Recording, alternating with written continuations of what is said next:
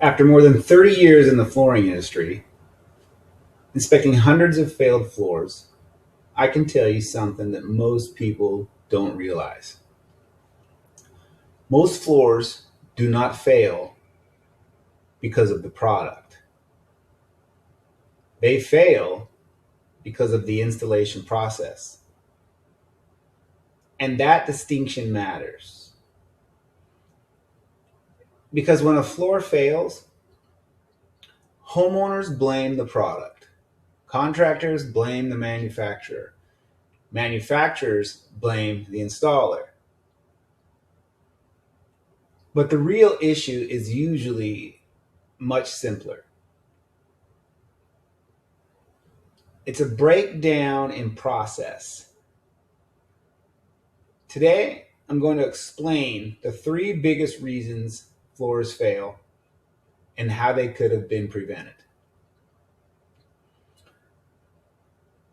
If there's one thing that destroys more floors than anything else, it's moisture. Concrete slabs hold more moisture for longer than most people think. And wood subfloors react to humidity changes constantly.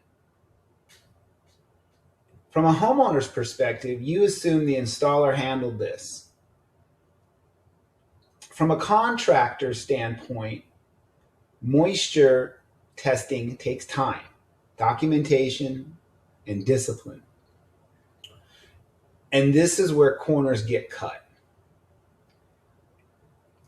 If moisture testing isn't done properly, or worse, not done at all, the installer is gambling.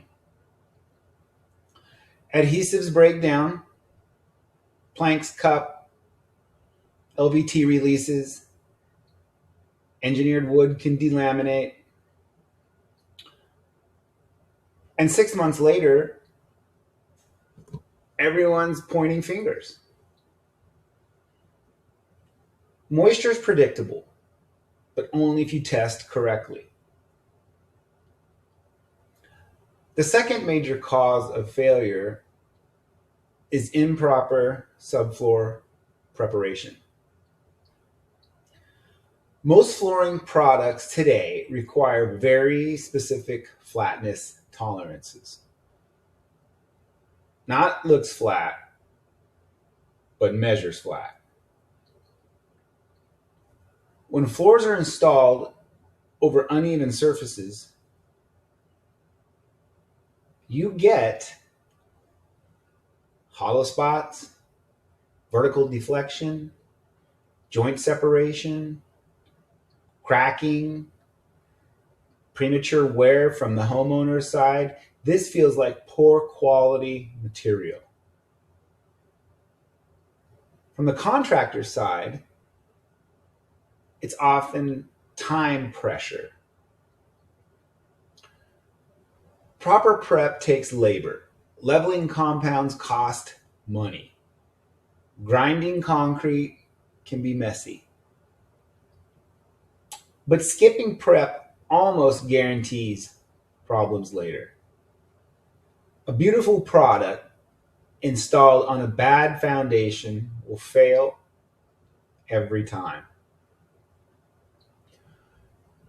The third issue is environmental control. Wood products expand and contract. Even rigid products react to temperature. If materials are not acclimated properly, or if the home isn't climate controlled, stress builds into the whole system. And stress always shows up later. Sometimes weeks, sometimes months, even years. This is especially common in new construction, remodels without HVAC running, homes in extreme climates, the product gets blamed. But the environment was never stable to begin with.